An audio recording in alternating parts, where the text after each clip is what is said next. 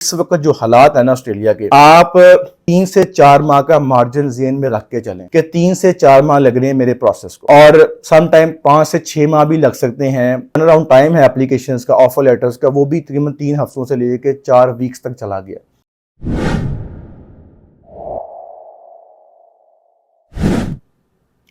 Assalamu alaikum and welcome to our YouTube channel. My name is Azim Qasim and I am founder and CEO of Edify Group of Companies. At Edify Group of Companies, we provide information regarding study abroad, immigration and career counseling. आज की video है the updates, recent updates in Australia. As we know that Australia is still in crisis in terms of immigration policy, student visa policy. Since the pandemic has ended, Australia is in deep trouble. उसको समझ नहीं आ रही कि हमने क्या policy लेके आनी है। कभी कहते हैं जीटी जो है ना वो हमारा बेस्ट जो सिस्टम है दुनिया का, और कभी कहते हैं जी हम जीटी को रिप्लेस कर रहे हैं and we will introduce now GST, genuine student test. मैंने पहले भी इसके ऊपर एक वीडियो बनाई थी। और कभी कहते हैं जी हम इंटरव्यू लेंगे, कभी कहते हैं हम इंटरव्यू नहीं लेंगे। और इसी तरह recently they have stop issuing concurrent COEs, जो कि स्टूडेंट वहाँ जाके ट्रेड कोर्सेज करते थे ड्यूरिंग देयर मास्टर्स डिग्री और अंडर ग्रेजुएट डिग्री। तो इन सब चीज़ों को आज डिस्कस करेंगे। अगर अभी तक आपने चैनल को सब्सक्राइब नहीं किया तो लाजमी करें और बेल आइकन पे भी लाजमी क्लिक कर दें ताकि आप तक तमाम लेटेस्ट अपडेट्स पहुँच सकें। स्टार्ट करते हैं आज की वीडियो को। जैसा कि आपको पता है कि Australia since they have open their border after the pandemic, they are in crisis. उनको समझ नहीं आ रही कि हमने करना क्या है। कभी कहते हैं जी हम बॉर्डर्स का, तो खैर उन्होंने 1 साल लगाया बॉर्डर ओपन करने को। उसके बाद जब से बॉर्डर ओपन हुआ है उनके पास एप्लीकेशन का बहुत ज़्यादा एक जो है ना वो सर्च देखने को आया, जिसकी वजह से they were not prepared for the accommodation. उनके पास डीप सवीर किस्म के इस वक्त जो है ना वो अकोमोडेशन के क्राइसिस हैं। और पर्थ में तो खैर हालात कुछ ज़्यादा ही संजीदा हो गए हैं और जो अकोमोडेशन है वो 1500 इवन के 2000 तक जो है ना वो टच कर रही है इस वक्त। और कीपिंग इन माइंड, इसीलिए Australia now has change their living expenses requirement with 17% increment. उन्होंने 17% जो है ना वो इंक्रीज़ किया है अपने लिविंग एक्सपेंस को, एंड नाउ इट इज़ 24,505 जो है ना उन्होंने अपनी रिक्वायरमेंट कर दी है जो लिविंग एक्सपेंस है, जो कि प्रीवियसली 21,041 होते थे पर एनम। तो 1 अक्टूबर से ये इम्प्लीमेंट होगा and I would suggest highly recommend कि वो बच्चे जो अपना प्रोसेस कर रहे हैं for the Jan and Feb intake, they must have their funds 24,505 जो उनके पास एक्सपेंस है उनसे कैलकुलेट ना करें अपने जो लिविंग एक्सपेंस है, और न्यू जो रिकमेंडेशन आई है होम ऑफिस की तरफ से उसको जो है ना वो फॉलो करें।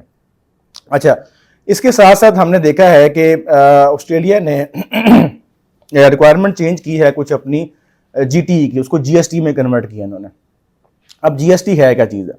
अगर आपने सुना हो, इंडिया में अभी रिसेंटली कुछ ऐसे स्टेट्स हैं जहाँ से उन्होंने रिकॉर्डेड वीडियोस लेना स्टार्ट की हैं और बाकायदा तौर पे जो है ना वो स्टूडेंट्स को इंटरव्यू करना स्टार्ट किया है, जहाँ पर स्टूडेंट जो है ना वो लाइव इंटरव्यू दे रहे हैं और रिकॉर्डेड इंटरव्यू जो है ना वो अपडेट कर रहे हैं, उसका अपलोड कर रहे हैं अपने इमी पोर्टल के ऊपर। रीज़न क्या है? रीज़न ये है कि वो चाह रहे हैं, अच्छा उन्होंने क्या किया है, एक तरफ वो कह रहे हैं कि अगर अब आप बताएंगे ना SOP के अंदर कि जी हम एक स्टूडेंट जो है ना वो यहाँ पर आकर ऑस्ट्रेलिया में रहना चाहता है तो हम उसको जो है ना वो फिर भी वीज़ा ग्रांट करेंगे। और प्रीवियसली क्या था? प्रीवियसली ये था जी कि अगर आप ये साबित नहीं करते कि आप एक जेन्युइन स्टूडेंट नहीं है तो हम आपको वीज़ा ग्रांट नहीं करेंगे। अच्छा, अब उनकी जो पॉलिसी है ना मुझे समझ में नहीं आता कि इतने लाइक फाइक लोग हैं उनके पास, PhD डॉक्टर्स हैं उनके पास, उसके बावजूद इंतहाई कोई गूफ बंदा है जो उनकी पॉलिसी जो है ना वो बना रहा है। एक तरफ कहते हैं जी हम जेन्युइन स्टूडेंट लेना है पाकिस्तान से जो सिर्फ पढ़ने के लिए यहाँ पर आए, और दूसरी तरफ जब बच्चा वहां पहुंचता है तो आप उसे कहते हैं भाई 6 महीने के बाद ये लो रिलीज लेटर और अब आप अपनी यूनिवर्सिटी चेंज कर सकते हो। भाई अगर आपने जेन्युइन स्टूडेंट को लेना है तो why are you offering release letter? तो फिर आप यूनिवर्सिटीज को क्यों, आपने तो एक मजाक बनाया हुआ है ना, मतलब कि बच्चे यहाँ पर आप डॉक्यूमेंट्स लेते हैं हजारों में, सही है, और उसकी कोई स्क्रीनिंग भी नहीं है, उसका कोई जो है ना वो प्रोटोकॉल भी नहीं है। बाज़-औक़ात आप एक अच्छे स्टूडेंट को रिफ्यूज़ कर देते हैं और बाज़-औक़ात जो है ना आप एक बहुत ही लो प्रोफाइल को, वीक प्रोफाइल को जाके जो है ना वो वीज़ा ग्रांट कर देते हैं और वहाँ आता है बच्चा, उसे आप कहते हैं ये लो रिलीज़ लेटर और जाओ जो मर्जी कर लो। ठीक है, आपने जो कंकरेंट COE है उसको बंद कर दिया आपने, लेकिन कंकरेंट COE जो है ना वो इज़ नॉट अ सोल्यूशन ये नहीं है। अगर आप सीरियस हैं अपने पॉलिसी को लेके तो you have to provide a concrete solution जहां पर आप रिलीज लेटर को बंद करें। खैर ये स्टूडेंट की फेवर में नहीं है, लेकिन मैं एक एज ए क्रिटिक जो है ना बात कर रहा हूँ against the policy of Australian immigration. अच्छा, इसमें अब मैंने बताया कि GT को लेके वो GST में जा रहे हैं। अब GST की जो इन एक्चुअल रिक्वायरमेंट्स हैं वो अभी तक सामने नहीं आई। उसमें कुछ आप कह लें कि सजेशंस आ रही हैं, कुछ जो रिकमेंडेशंस आई हैं होम ऑफिस की तरफ से, और कुछ जो स्पेकुलेशंस हैं उसमें क्या है जी, वीडियो इंटरव्यू हो सकता है। अच्छा जी, आपको अलाउ किया जाएगा कि आप ये प्रपोज कर दें कि आपने यूके ऑस्ट्रेलिया में आकर सेटलमेंट अख्तियार करनी है।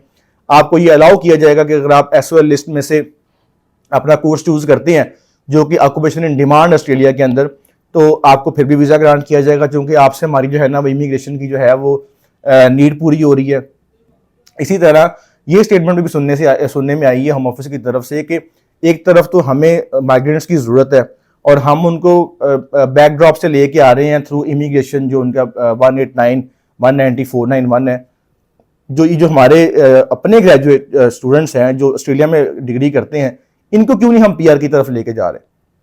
रीज़न इज कि जो पॉलिसी है वो इतनी फनी है कि उस पर इन एक्चुअल इंप्लीमेंट करना स्टूडेंट की तरफ से भी और इवन की होम ऑफिस की तरफ से भी काफ़ी मुश्किल होता जा रहा है।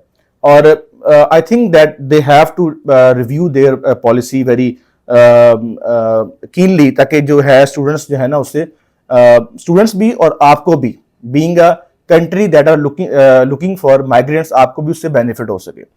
अच्छा जी, उसके बाद due to the accommodation crisis, home crisis की वजह से हमने देखा है कि ITAs भी डिलेज हो गए हैं। जिन स्टूडेंट्स ने, जिन एप्लीकेंट्स ने 190 में, 189 में या 491 में अपनी एप्लीकेशन डाली हुई है फॉर द परमानेंट रेजिडेंसी, उनके भी डिलेज आना स्टार्ट हो गए हैं और ITA जो है ना वो बंद हो गए हैं। 188 क्लास होती थी एक बिजनेस की, अभी भी है, खैर उसमें भी कैप हो गया है। नंबर ऑफ एप्लीकेशन जो है ना बहुत ज़्यादा ऊपर चली गई है। रीज़न कि अब वहाँ पर अकोमोडेशन क्राइसिस है और ऑस्ट्रेलिया नहीं चाहता कि ज़्यादा एप्लीकेंट्स आए, ज़्यादा माइग्रेंट्स आए और विद फैमिली आए। स्टूडेंट का बेनिफिट ये है कि स्टूडेंट आएगा अकेला, बेशक 10 आ रहे हैं, 20 आ रहे हैं, हर बंदा अपना पे करके आएगा और अकेला रहेगा, और एक कमरे में 2 बच्चे भी रह सकते हैं, 3 बच्चे भी रह सकते हैं। लेकिन फैमिली जब आएगी, फैमिली अपना आके घर भी लेगी और फैमिली रिसोर्सेज भी यूज़ करेगी। और अकोमोडेशन के इस वक्त ऑस्ट्रेलिया में सवियर क्राइसिस हैं, कनाडा के अंदर भी और ऑस्ट्रेलिया के अंदर भी, इवन UK के अंदर भी इस टाइम सवियर क्राइसिस है उसके लिए, अकोमोडेशन के लिए। अच्छा, अब नेक्स्ट जो इनटेक है दैट इज, अभी हम सितंबर में हैं, अक्टूबर नवंबर इनटेक तो ऑलमोस्ट क्लोज हो गया। You can not log in a new application for the October और नवंबर इनटेक। अलबत्ता there are some colleges like KOI है, ICMS है, और भी काफ़ी कॉलेजेस हैं जहाँ पर आप अभी भी एप्लीकेशन लॉग इन कर सकते हैं, क्योंकि ज़रा फास्ट प्रोसेसिंग करते हैं, इनका टाइम इतना ज़्यादा नहीं होता। अलबत्ता जो यूनिवर्सिटी की हद तक है दैट इज़ नाउ क्लोज्ड, अब उसमें जो है ना आपको ऑफर नहीं मिलेगा। Now you can apply for the Jan and Feb intake. अच्छा, एक मेरी राय ये है हर बच्चे से कि वीज़ा बहुत जल्दी अप्लाई ना करें। कम से कम आप यानी कि 2 माह मैं रिकमेंड करूंगा कि 2 माह तक आप वीज़ा अप्लाई कर सकते हैं। फॉर इंस्टेंस कि अगर आपका Jan और Feb इनटेक है, आई वुड रिकमेंड कि आप नवंबर में, दिसंबर में वीज़ा फाइल करें अपना। अभी वीज़ा फाइल ना करें, 6 माह पहले, 5 माह पहले वीज़ा फाइल ना करें, हाईली रिस्की है। अच्छा, अब नेक्स्ट इनटेक में ऑब्वियसली जैसे ही ये न्यू पॉलिसी आती है तो आप लोगों को एक तो मैंने बताया कि जो न्यू एक्सपेंस हैं वो आपने शो करने हैं, और प्लस जो जैसे ही रिक्वायरमेंट चेंज होती हैं GTE की टुवर्ड्स GST, वो भी आपको फुलफिल करने पड़ेंगी। उसके अंदर आपका इंटरव्यू भी हो सकता है, उसके अंदर रिकॉर्डेड इंटरव्यू भी हो सकता है, उसके अंदर कोई भी टेलीफोनिक वेरिफिकेशन हो सकती है, कुछ भी हो सकता है। अभी सारी स्पेकुलेशंस है, अभी कंफर्मेशन कोई नहीं है। अलबत्ता आई वुड सजेस्ट कि ये सितंबर इनटेक के एंड तक, मैक्सिमम 15 अक्टूबर तक, you have to log in your application for the spring intake, जो कि सितंबर ऑस्ट्रेलिया का विंटर इनटेक कह लें आपने उसमें अपनी एप्लीकेशन लाजमी लॉग इन करनी है। क्यों? क्योंकि नंबर ऑफ एप्लीकेशंस बहुत ज़्यादा ऊपर जा रही हैं और वही वजह होगी कि जैसे जैसे एप्लीकेशंस बढ़ती जाएंगी फिर आपका जो टर्न अराउंड टाइम है वो कम होता जाएगा। एक और चीज़ जो मैंने फेस की है even with our students, even with other students as well, क्योंकि हमारे पास भी बहुत सारे अदर कंपनीज़ के बच्चे आते हैं, हमारे बच्चे भी अदर कंपनीज़ के पास जाते हैं। तो बच्चे कहते हैं जी मेरा टाइम बड़ा ज़्यादा लग रहा है, 2 महीने हो गए, 2.5 महीने हो गए, 3 महीने हो गए। देखें, एक मेरी बात ज़हन में रखें, इस वक्त जो हालात है ना ऑस्ट्रेलिया के, आप 3 से 4 माह का मार्जिन ज़हन में रख के चलें कि 3 से 4 माह लग रहे हैं मेरे प्रोसेस को, और सम टाइम 5 से 6 माह भी लग सकते हैं। अभी जो टर्न अराउंड टाइम है एप्लीकेशंस का, ऑफर लेटर्स का, वो भी तकरीबन 3 हफ्तों से लेकर 4 वीक्स तक चला गया। कॉलेज में और सर्कमस्टांसिस हैं, कॉलेज की रिक्वायरमेंट्स और हैं, बट यूनिवर्सिटी की रिक्वायरमेंट्स और हैं। तो एक ये चीज़ ध्यान में रखें कि आपका टाइम जो है ना वो 3 से 4 महीने लग सकते हैं, इवन के 5 महीने भी लग सकते हैं। तो उस चीज़ में जल्दबाजी ना किया करें कि जी मैंने महीने में पहुंचना है, मैंने 2 महीने में पहुंचना है।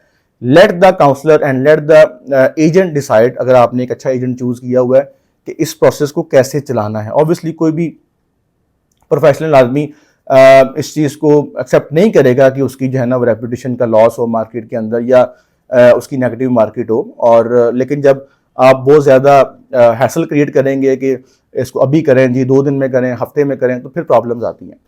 तो ये मेरी टिप है आप लोगों के लिए कि for Jan intake try to apply as soon as possible. कोशिश करें कि बाय द एंड ऑफ सितंबर और बाय द मिड ऑफ अक्टूबर अपनी एप्लीकेशन लॉग इन कर लें। For the Jan and Feb intake I will try to make another video of the most important and cheapest. Obviously आप लोगों को cheapest option चाहिए होती है हमेशा, चीपेस्ट ऑप्शन भी मैं लेके आऊँगा आप लोगों के लिए जैन फेब इनटेक के लिए। और एप्लीकेशन लॉगिन करने के लिए simply log in to edify.pk/apply। Simple से एक फॉर्म है, वो आपने फिल करना है edify.pk/apply। और जैसे आप फॉर्म फिल करेंगे विद इन 48 आवर्स आपको हमारे काउंसलर रब्ता कर लेंगे। एंड अगर आपकी प्रोफाइल एलिजिबल नहीं होगी तो we will not contact you, your inquiry will be marked as irrelevant. तो try to fill out the form very efficiently. और अगर अभी तक आपने चैनल को सब्सक्राइब नहीं किया तो लाजमी कीजिएगा और बेल आइकन पे भी लाजमी क्लिक कीजिएगा। Thank you so much. Allah हाफिज़।